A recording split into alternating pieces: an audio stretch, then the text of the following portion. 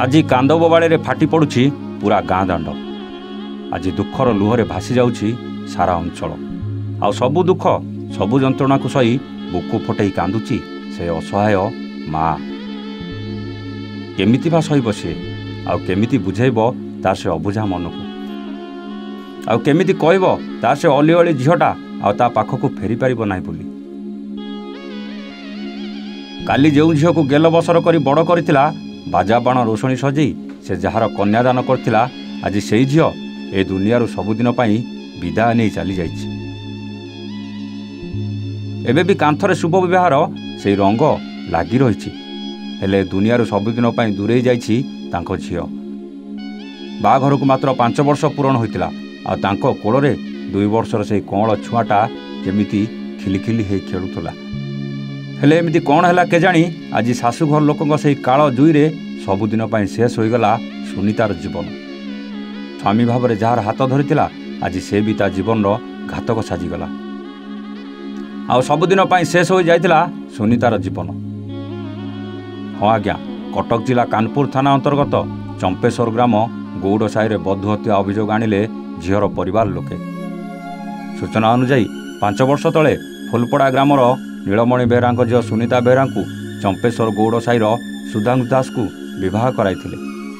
तांकर एक 2 वर्षर कन्या संतान अच्छी। हेले बाहाघर किछि दिन परे झीर शाशुघर लोक झील को निर्यातना दे आसुले। हेले आज सकाळु झील को मारिदे काहाकू न जणाई 2 वर्षर कन्या संतान को नहीं शाशु नणंद स्वामी घर कुआड़े फेरार हो जाइछन्ति। जहाकू नहीं कानपुर थाना रे सुनीता परिवार लोके अभियोग आनिछन्ति। एतला परे पुलिस तनाघना चलाइथिबा बेले घटनास्थल में आठगड़ एसडीपीओ स्थानीय तहसिलदार पहुंची अनुधान करुछन्ति। या सहित सुनीता शव को पुलिस व्यवस्थित पठाई सूचना मिली।